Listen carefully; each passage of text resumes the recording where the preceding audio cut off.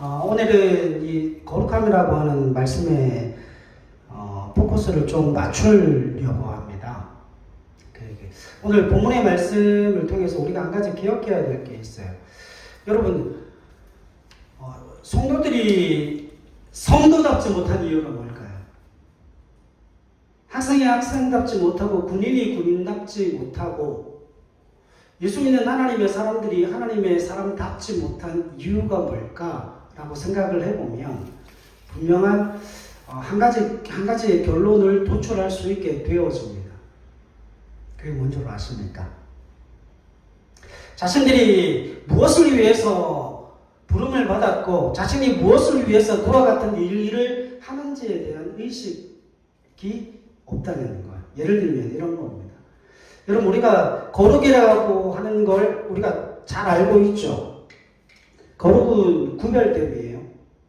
거룩은 구별됨이라는 건 지식적으로 알고 있는데 딱 거기까지니까 그 거룩함의 정확한 의미가 삶 속에 이루어지지를 않는 거예요. 여러분, 거룩이라고 하는 건 방향성을 가지고 있어요. 방향성이 없으면 사람은 거룩해질 수 없습니다. 예를 한 가지 들어볼게요. 여러분, 이 성경에서 말하는 거룩함이란 세상으로부터 하나님의 백성들을 불러서 세상으로부터 구별시키셔서 누구에게로 오게 만드시는 거예요? 하나님께로 오게 만드시는 거예요. 그러면 방향이 어디입니까? 세상으로부터 하나님께로입니다. 그러니까 세상으로부터 불러내서 세상으로부터 구별해서 하나님께로 불러내신 그 사람들이 성도형 하나님의 백성이라고 하는 거예요. 이스라엘 백성들을 애굽에서 건져낸 이유가 뭡니까? 그들을 거룩한 백성, 제사장 나라로 삼으시기 위해서 뭐 하는 거예요? 세상으로부터 그들을 구별하신 겁니다. 그래서 세상으로부터 구별해서 어디로 인도해 내시는 거예요? 하나님께로 인도해 내시는 겁니다. 그러니까 하나님의 백성들은 세상 속에서 세상적인 가치관을 가지고 세상 속에서 살아낼 방법이 없어요. 거기에서 살면 다 망하게 되어져 있습니다. 왜요? 그들은 그렇게 구별된 사람들이 아니고 그들은 그렇게 부름을 받은 사람이 아니기 때문에 그렇습니다.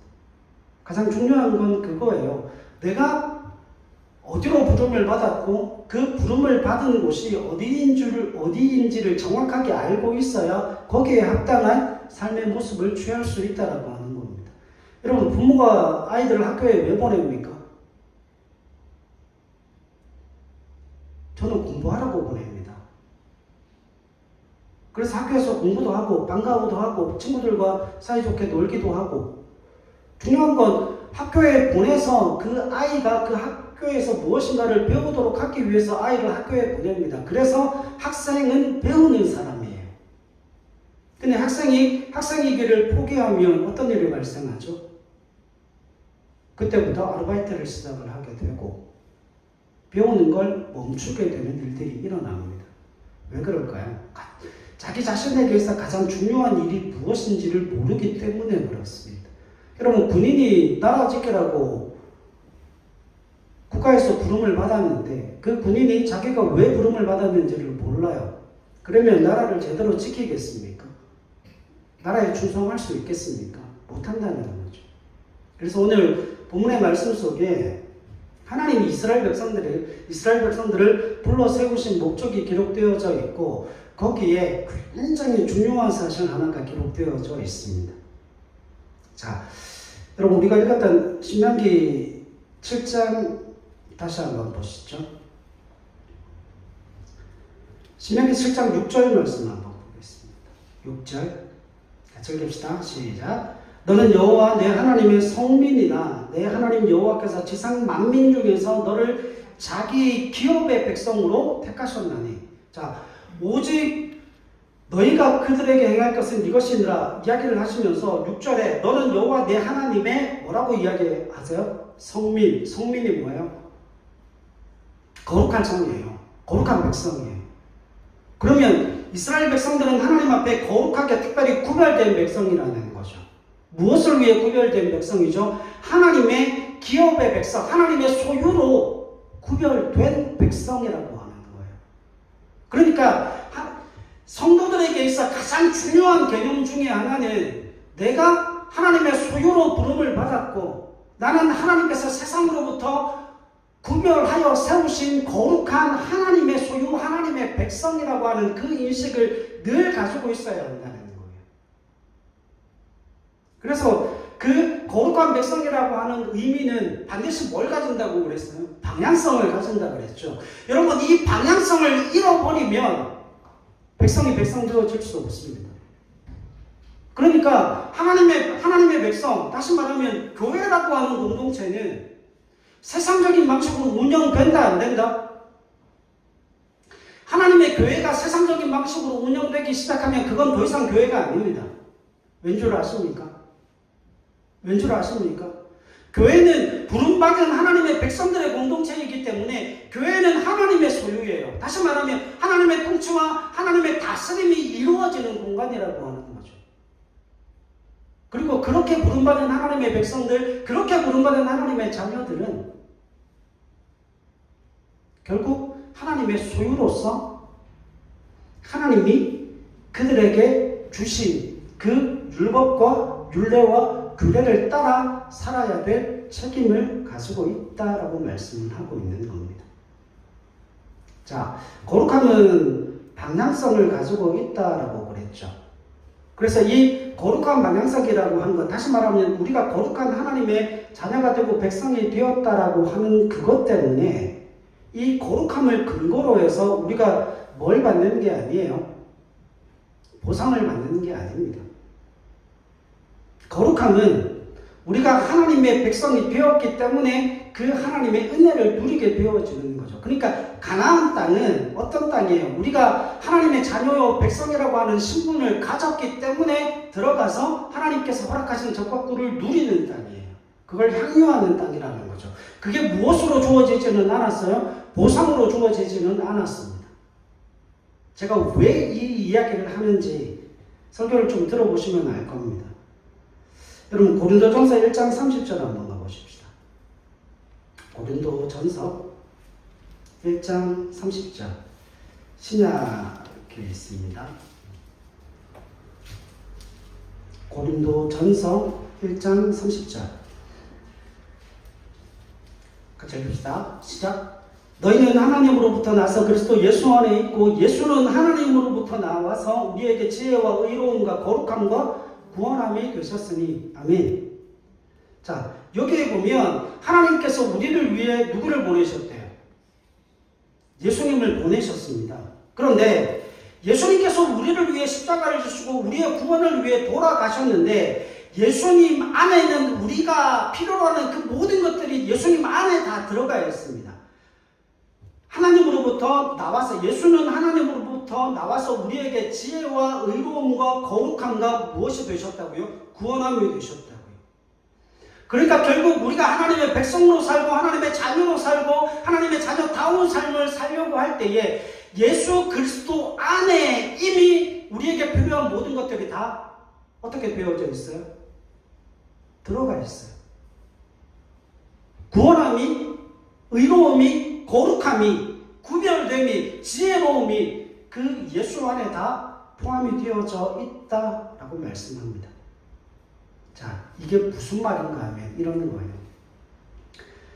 구약적인 개념에 의하면 우리가 하나님의 자녀라는 신분을 얻게 되면 그 신분 안에 뭐가 들어가 있는 거예요? 하나님의 모든 약속이 다 그 신분 안에 들어가 있는 겁니다.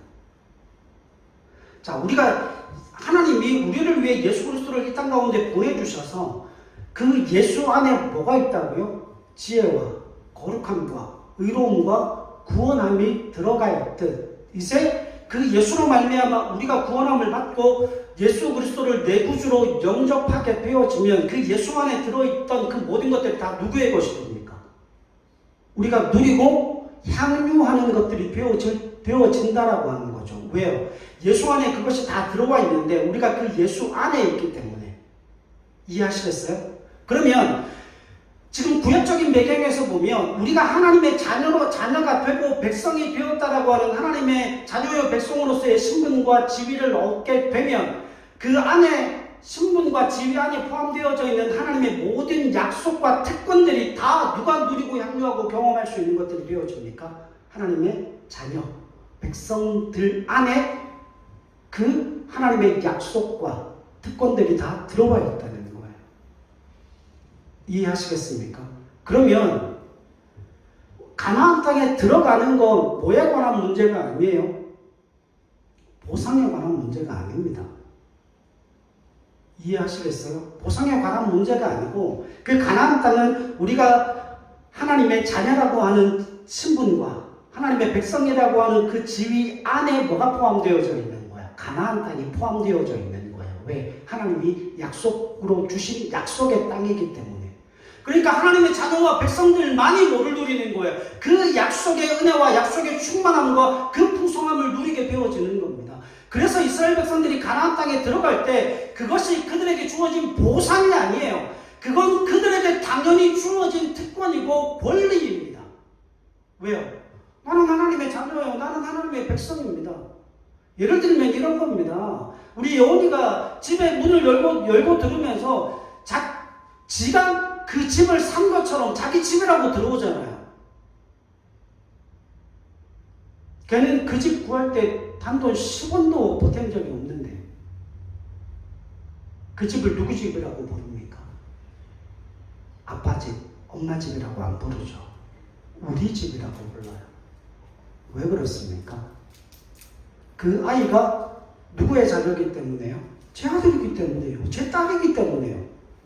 그러니까 그 아버지가 누리고 아버지가 가지고 있는 그 모든 것들이 그 자녀라고 하는 백성이라고 하는 그 신분 안에 아버지의 그 모든 약속들이 다 함께 포함되어져 있기 때문에 뭐 할 수 있는 거죠. 그걸 누리고 경험하고 향유할 수 있게 되어지는 거예요. 그러니까 가나안 땅을 보상적인 개념으로 이해하시면 안 됩니다. 가나안은 보상이 아니고 하나님의 자녀라고 하는 그 지위와 신분 안에 들어와 있는 그 약속과 특권을 누리고 향유하는 존재가 되었다라고 하는 의미예요. 그러니까 내가 하나님의 자녀고 백성이기 때문에 그건 자연스럽게 당연하게 누릴 수 있는 권리라 성경이 말씀하고 있습니다.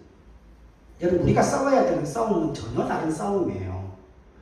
그러니까 예수 믿는 하나님의 사람들이 제가 참 마음에 안 드는 것 중에 하나가 뭐냐면 하나님이 그들을 가나안 땅으로 딱 들여놓으셨는데 그들이 가나안 땅에서 무슨 싸움을 하고 있는 줄 아십니까? 설교하면서 얼마나 화가 나는지 몰라요. 하나님이 가나안 땅에 들여놓으셨는데 가나안 땅에 딱 들어간 이스라엘 백성들이 무슨 싸움을 하나? 내가 하나님의 자녀가 맞나 아닌가 그 싸움을 하고 있어요. 어느 목사님이 설교하면서 그런 말씀 하시더라고요. 이런 얼어 죽을, 우리도 좀 얼어 죽었으면 좋겠어요. 그죠? 바람이 좀 시원하게 나와서. 가나안 땅은 그 싸움하는 땅이 아니에요. 가나안 땅에 들어갔다는 건 무슨 의미예요? 자녀라는 의미 아닙니까? 이미 백성이라는 의미예요. 백성이 아니고 자녀가 아니면 그 땅에 못 들어간다니까요. 근데 들어갈 거예요. 들어갔어요. 그 땅에 들어갔다라고 하는 건 내가 하나님의 자녀다 아니다. 이제는 그 싸움은 없어요. 그런 싸움 안 합니다. 그런 싸움 할 이유도 없고 하나님은 그런 싸움 하라고 우리를 그곳에 불러 들이신 게 아니에요. 이미 자녀요 백성이 되었기 때문에 그것과는 전혀 상관없는 정말 정확하게 싸워야 될 싸움을 해야 된다는 거예요.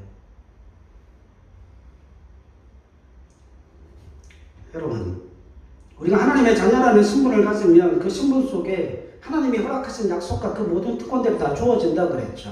가나안은 그 특권과 약속으로 말미암아 주어지는 거예요. 그러면 그 가나안 땅에 딱 들어가면 이스라엘 백성들이 무슨 싸움을 해야 될까요? 그때부터는 철저하게 무슨 싸움인가 하면 철저하게 그것을 어떻게 누리고 어떻게 향유할 것인가에 관한 싸움을 해야 됩니다.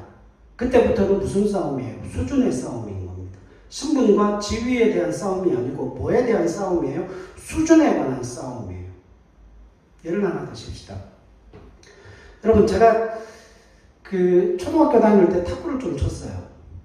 탁구를 쳤는데 탁구장에 제일 먼저 가면 탁구 라켓을 손에 안 줍니다. 저는 아주 옛날에 88 올림픽 전에 탁구를 배웠기 때문에 이게 삼각형을 먼저 그리는 걸 연습을 해요. 근데 탁구채를 손에 주는 게 아니고 맨손을 가지고 그냥 연습을 합니다. 연습을 하고 그 다음에 사이드 스텝 밟는 거 연습을 하고 그거 한 달 하고 탁구를 이제 칩니다. 탁구를 치는데 제가 탁구를 웬만하면 좀 쳐요. 근데 여러분, 이게 탁구라는 게 참 신기해요. 그 네트가 굉장히 작잖아요. 그죠? 공이 안 넘어갑니다. 치면 네트에 걸리고 치면 네트에 걸리고 얼마나 연습을 해야 되는지 몰라요. 그러면 보세요. 이게 탁구가 그냥 일반적으로 치는 게 있고 그 다음에 드라이브로 회전을 넣는 게 있고 커트로 회전을 반대 방향으로 넣는 게 있고 그 다음에 사이드 스핀, 백스핀 해가지고 스핀 종류도 굉장히 많아요. 그건 초보들이 할 수 없어요. 그건 초보들이 할 수 없습니다. 그래서 제가 탁구를 어느 정도 치고 난 이후에 저희 아들하고 탁구를 치는데 탁구를 제가 가르쳐 주면서 칩니다. 탁구를 가르쳐 주는데 요즘은 11점제잖아요. 그죠? 11점을 하면 제가 9점을 잡아줬습니다. 9대 0부터 시작을 했어요. 제가 질까요? 이길까요? 9대 0에서 아들은 2점만 따면 이기고 저는 11점을 따야 되는데 탁구를 치면 제가 이길까요? 질까요? 제가 이깁니다. 지금은 한 5점을 접어줘도 제가 이길 겁니다. 그게 무슨 차이예요? 그게 무슨 차이입니까? 실력의 차이예요. 수준의 차이인 거예요. 여러분, 운동이라고 하는 그 부분, 실력이라고 하는 그 부분, 여러분 피아노를 쳐보고 악기를 쳐보면 아시지 않습니까? 제가 기타를 20년 넘게 쳤어요. 기타를 20년 넘게 치고 부교육자 사역할 때 저보다 기타를 너무 잘 치시는 전도사님이 한 분 계셨는데 그분이 기타를 너무 잘 치시는 거예요. 근데 저는 그 전부터 20년 동안 기타를 쳐왔거든요. 그런데 제가 20년 기타를 친 것보다 그 전도사님한테 한 3개월을 레슨을 받았어요. 같이 사역을 하니까. 같이 족구도 하고 사역도 하고 전도사님 코드를 좀 이상하게 잡수는데 그 코드는 뭐냐고. 그래서 한 3개월을 레슨을 받았어요.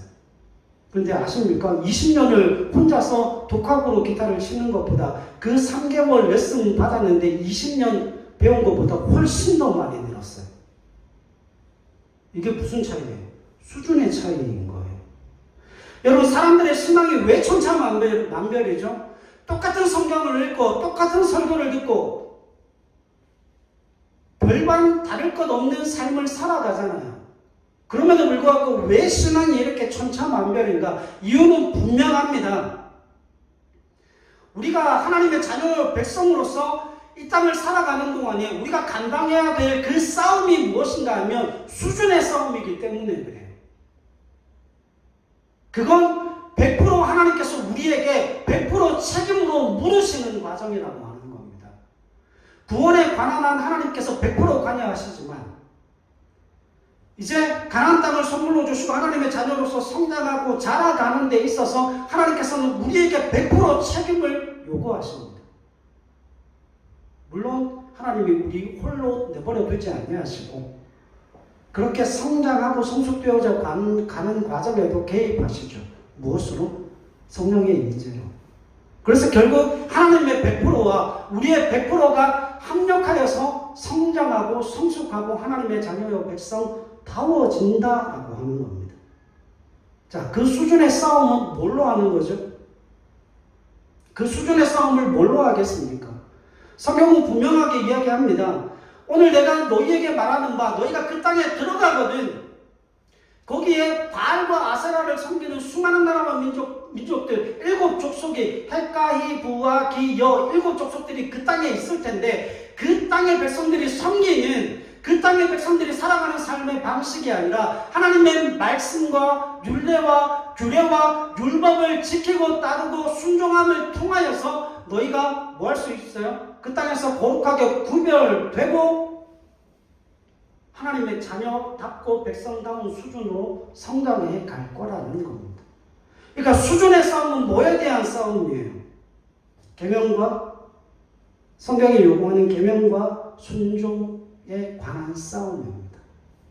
그래서 그 싸움을 통해서 뭐가 이루어지는가 하면 하나님의 약속과 특권을 얼마나 더 크게, 넓게, 높게, 깊게 향유하고 누릴 수 있는가가 그 개인적인 싸움에서 결정되어진다라고 하는 거예요. 여러분, 이 싸움은 누가 대신해 줄 수 있는 싸움이 아닙니다.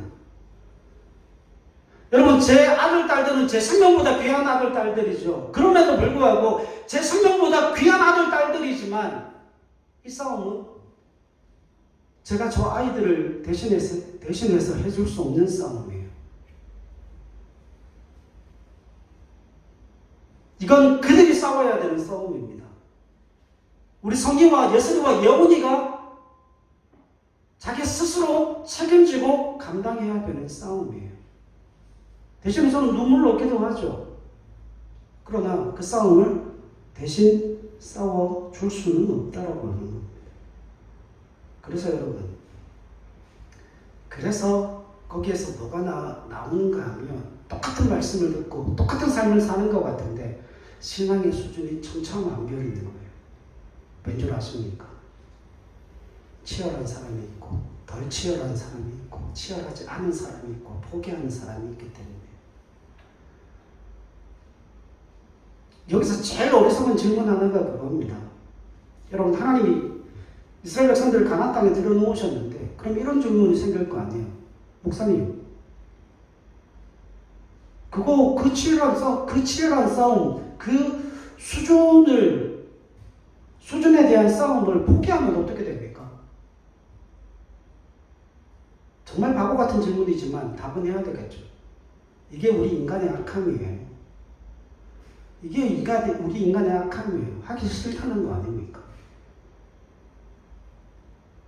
내가 그것을 거부하면 어떻게 될까? 여러분, 거기에는 예외가 없습니다. 길은 딱 2가지예요. 내가 그걸 거부하면 많이 맞습니다. 왠줄 아셔요? 많이 맞을 수밖에 없어요. 하나님이 포기하지 않으시니까. 여러분, 하나님의 고집 못 꺾어요. 저는 저희 집사람 고집 안 꺾습니다. 웬만하면 제가 포기하고 제가 맞추려고 얼마나 노력하는지 몰라요. 저분은 공주님이시니까. 근데 여러분 아십니까? 하나님은 우리에 대한 소망, 우리에 대한 기대, 우리에 대한 성장과 자랑과 성숙을 포기하실 수가 없어요. 왠 줄 아십니까? 하나님이 가지신 그 엄청난 은혜들을 누리고 향유하고 경험하고 맛보기를 원하시는데 그걸 외면하고 사는 꼴을 하나님 못 보시거든요. 여러분, 예수를 죽여 우리를 살리신 하나님이세요. 그래서 그 하나님은 우리가 포기가 안 되시는 하나님이시기 때문에 여러분들이 빨리 포기하시는 게 낫습니다. 그래서 길은 2가지 중에 하나, 성장하든지 많이 맞든지. 거기에는 뭐는 없어요? 포기는 없습니다. 여러분, 우리의 수준을 완성시키는 그 문제에 있어서 그 책임을 내가 져야 한다라고 말씀을 하고 있습니다. 자, 성경 한 구절 볼까요? 시편 105편 한번 가보시죠. 요셉에 관한 이야기를 잠시 하겠습니다. 시편 105편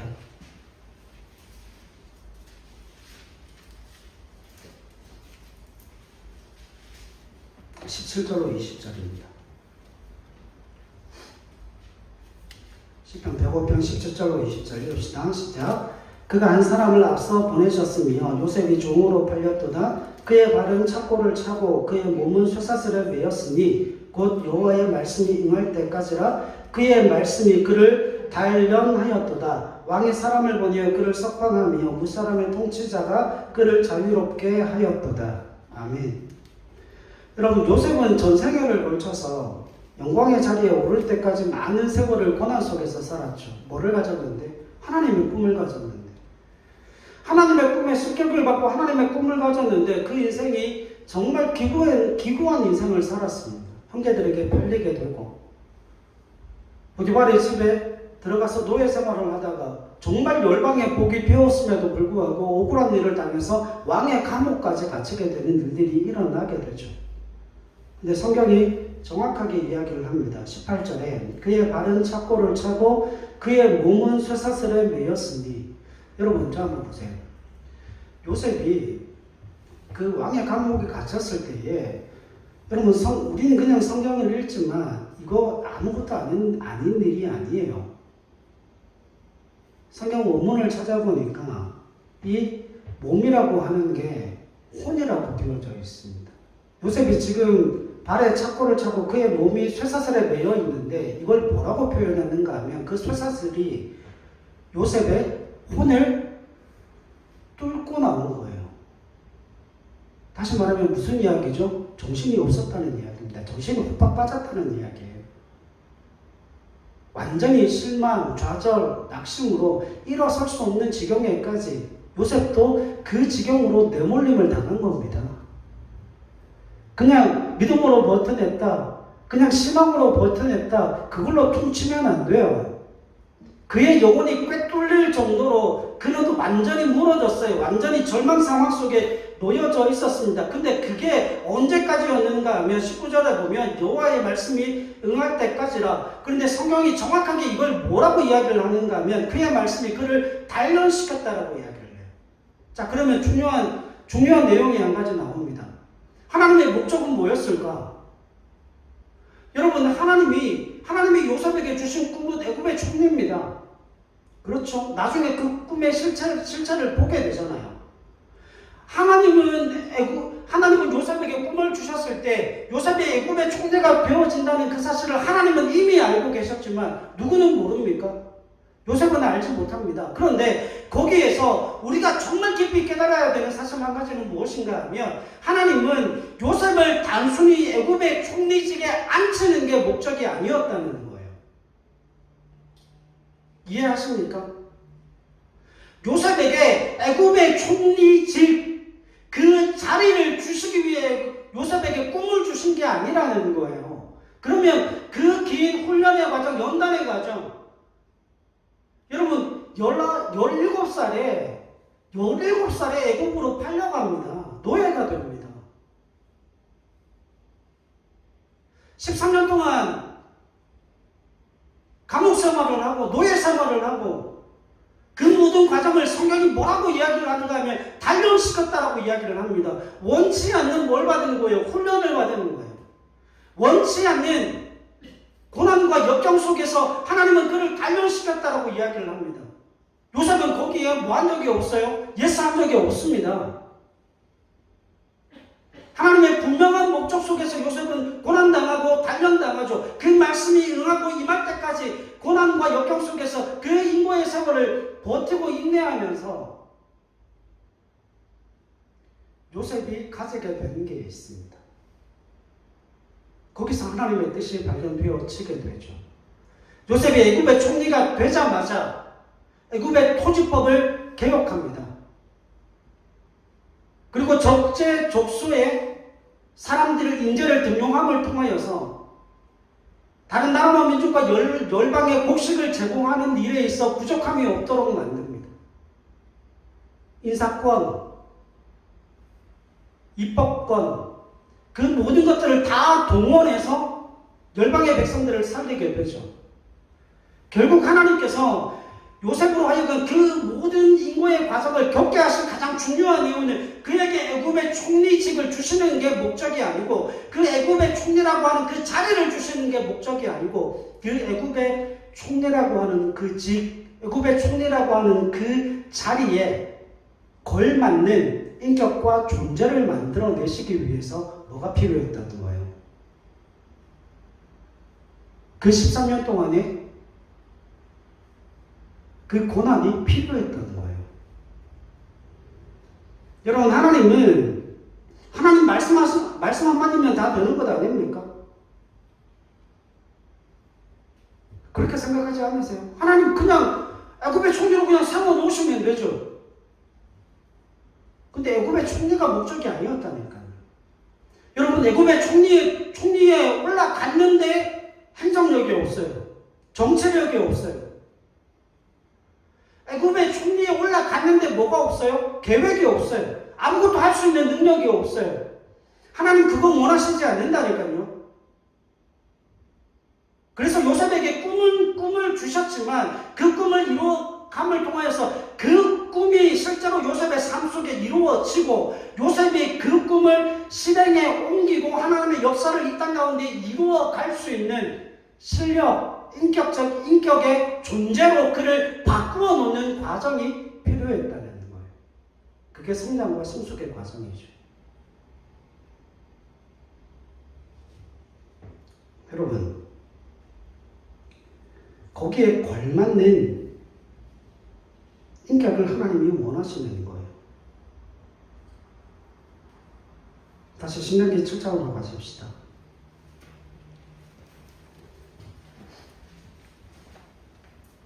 신명기 7장 1절로 2절 별표에 넣으시고요.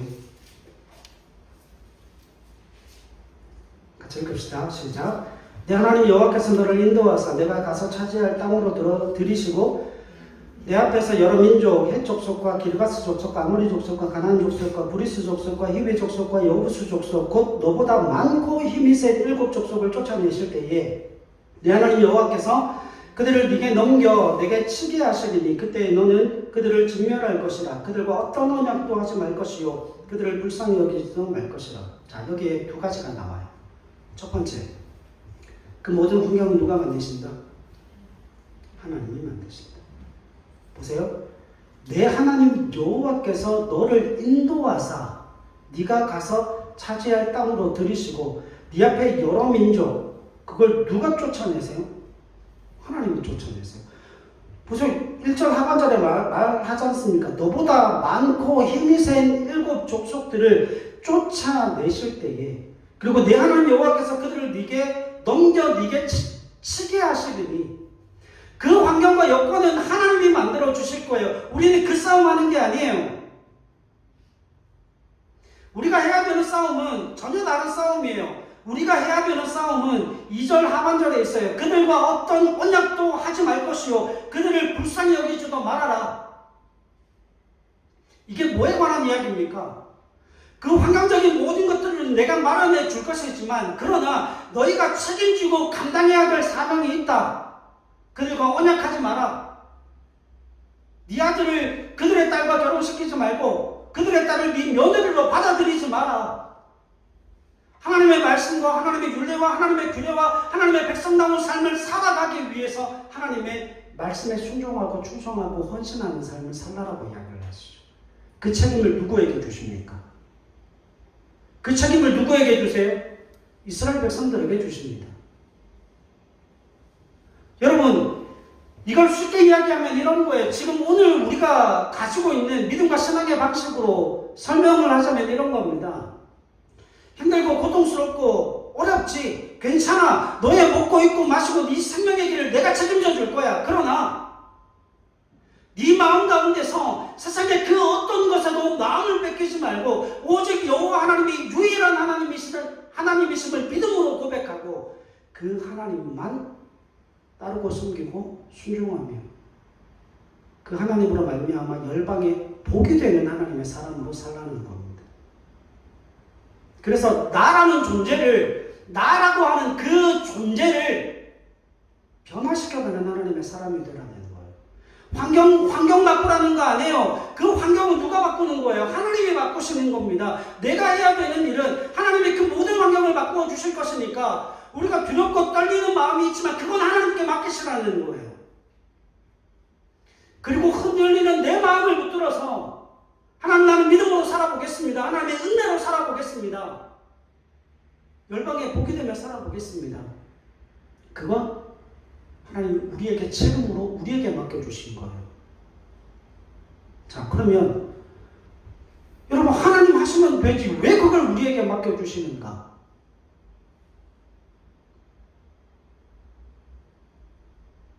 여러분 그런 생각하실 수 있지 않아요?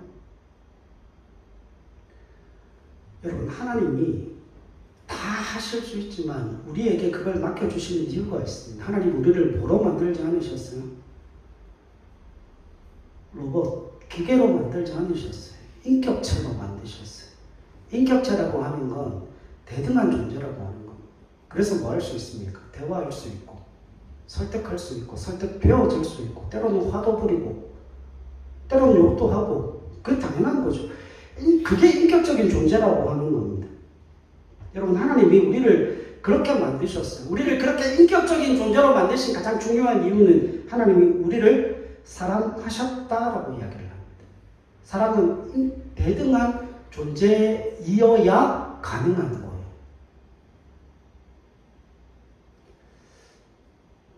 우리가 키우는 반려개는 우리를 사랑할까요? 여러분, 개가 사람을 사랑한다라고 이야기하지는 않죠. 대등한 인격이 아니기 때문에 그래요. 요즘은 뭐 그런 분들이 꽤 있습니다. 개랑도 이야기하시고 고양이랑도 이야기를 하시고 신명에 보면 인다의 일병은 비둘기랑도 대화하십니다.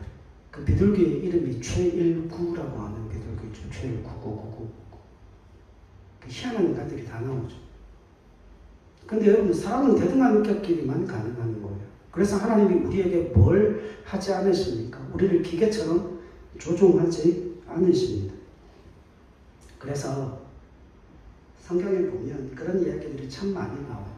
하나님이 우리를 향하여서 노심초사하는 모습들이 얼마나 많이 나오는지 모릅니다. 좀 잘하지. 하나님의 은혜 속에 좀 들어오지. 그 율법 안에서 하나님 내게 있는 그 축복을 좀 누리고 향유하지. 그러면서 하나님 얼마나 노심초사하시는지 몰라요. 그래서 선지자를 보내시고 그래서 기적을 베푸시고 오늘 이 시대는 목사를 보내시고 믿음의 공동체를 보내셔서 그렇게 수많은 권면들을 행하시는 겁니다. 여러분 우리가 잘 아는 말에 이런 말이 있어요. 사랑은 어떤 사랑이에요?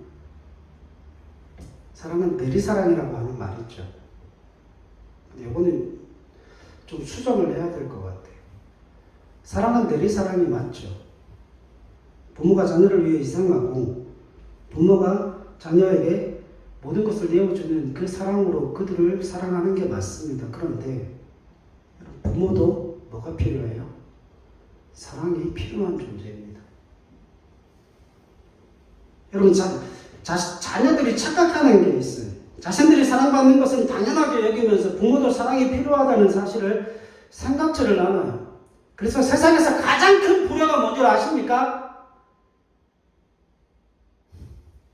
제가 부모님들을 대신해서 이 인간들아 세상에서 가장 큰 불효가 뭔 줄 아니? 표현하지 않는 거예요. 여러분 부모도 자식의 사랑이 필요해요. 그래서 엄마 아빠 입에 발린 사탕 발림인 줄 알지만 엄마 아빠 사랑해요. 그 한마디에 다 녹아내리는 것 아닙니까? 그거 제일 잘하는 아이가 아직도 안 오네요. 여러분 하나님이 하나님의 백성들에게 요구하시는 게 바로 이 사랑이에요. 말씀 한 구절만 보고 마치려고 합니다. 자, 적으세요. 우리가 사랑이라고 하면 그럼 하나님 어떻게 사랑하신답니까? 하나님도 사랑이 필요하신 분이에요. 하나님 우리에게 사랑을 요구하시고 요구를 갈구하시는 분이십니다.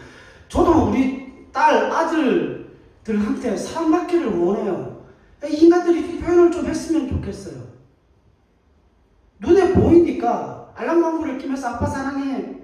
그러면 대번에 알죠. 금융치료가 필요하구나. 뭐가 필요하구나 대번에 알죠. 그럼에도 그게 좋잖아요. 여러분 우리가 하나님을 어떻게 사랑합니까? 성경에 그게 구체적인 내용들이 나와 있어요. 요한복음 15장으로 가겠습니다. 요한복음 15장.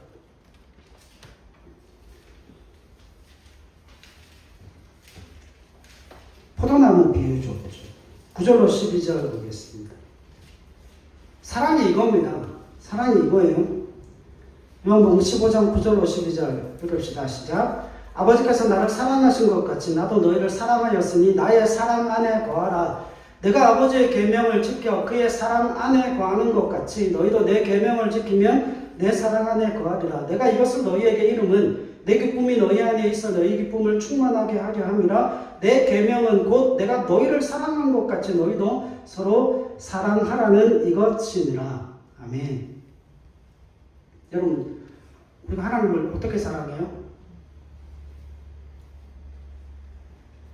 여러분, 우리가 보이지 않는 하나님을 어떻게 사랑합니까? 그 계명을 지키는 거예요. 여러분, 하나님의 계명을 지키는 거 그거 불가능합니다. 여러분, 열심히 해보시면 그 계명을 지킬 수 없어요. 근데 유일하게 그 계명을 지킬 수 있는 유일한 한 가지 길, 한 가지 방법이 있습니다. 사랑하면 지킬 수 있어요. 여러분, 저는 여러분들이 제 성도지만 저는 여러분들을 위해서 죽을 수 있을까? 그건 심각하게 고민을 좀 해봐야 돼요. 정말 여러분들을 사랑하지만 매일 위해서 기도하지만 그 사랑의 크기와 넓이와 깊이와 높이가 어떨지는 잘 모르겠지만 제 아들들, 딸을 위해서는 죽을 수 있습니다. 그건 고민하지 않아도 돼요. 왜요? 그건 분명한 사랑이니까. 여러분, 하나님을 사랑한다는 건 그의 계명을 지키는 것입니다. 그래서 그의 안에 머무르는 거예요. 이스라엘 백성들이 가나안 땅에 들어갔을 때 하나님 약속하십니다. 그 땅의 족속들을 내가 다 이기게 해주고 너희의 손에 붙여주겠다. 근데 이게 말도 안 되는 이야기예요. 왠 줄 아십니까? 이스라엘 백성들 전쟁의 경험이 없잖아요. 가나안 땅의 7 족속들은 그들보다 강합니다. 그들보다 좋은 무기를 가지고 있습니다. 그들보다 좋은 환경과 조건에서 이스라엘 백성들과 싸웁니다. 어떻게 이깁니까? 걱정하지 말라는 거죠. 하나님이 이기게 해주시겠다는 거예요. 그 환경적인 변화는 하나님 책임지시겠다는 겁니다. 그러나 그것을 누리고 향유하기 위해서는 뭐 해야 됩니까? 뭐 해야 됩니까? 내가 그것을 누릴 수 있는 존재로서 수준에 있어서 자라고 성장해야 하나님께서 허락하신 그 특권과 그 약속의 풍성한 은혜를 누릴 수 있게 되어질 거라고 말씀하고 계십니다. 여러분, 그 싸움을 하셔야 돼요. 그래서 여러분, 신령을 바꾸어가는 그 싸움을 하셔야 됩니다. 이번 한 주간의 삶을 살아가시면서 그 싸움에 매진하시는 저와 여러분들이 되실 수 있기를 바랍니다. 그래서 그 싸움을 통하여서 여러분들의 삶이 변하고 여러분들의 인생이 변하고 여러분들의 삶의 자리에서 하나님이 베풀어 주시는 그 특권과 하나님이 베풀어 주시는 그 약속의 성취가 어떻게 드러나고 나타나는지 저는 그걸 소통만큼 느끼는 성도들이 되어지기를 원하지 않습니다. 정말 그것을 풍성하게 다윗이 고백했던 것처럼 내 잠이 넘칠 정도로 그것을 샬롬으로 그 영광과 은혜의 축복으로 넘쳐 흘러 다른 누군가의 삶을 적셔내고 다른 누군가의 삶을 살려내는 그 능력의 임재로 여러분들의 삶 가운데 그 은혜가 부어질 수 있기를 소망합니다. 그 수준에 도전하시고 그 사랑에 도전하시는 저와 여러분들이 되실 수 있기를 주님의 이름으로 간절히 부탁을 드립니다. 그래서 여러분, 하루를 치열하게 싸우십시오. 환경과 싸우지 마시고 내 안에 있는 원주민들과 하루를 치열하게 싸워보십시오. 그리고 뒷일은 모르겠다 하시면 됩니다. 그 뒷일이 어떻게 될지는 하나님은 아시니까. 근데 하나님은 사랑이십니다. 저는 그걸 믿습니다. 그래서 이번 한 주간의 삶 속에 그 은혜를 누리고 경험하는 저와 여러분들이 되실 수 있기를 주님의 이름으로 간절히 부탁을 드립니다. 기도하십시다.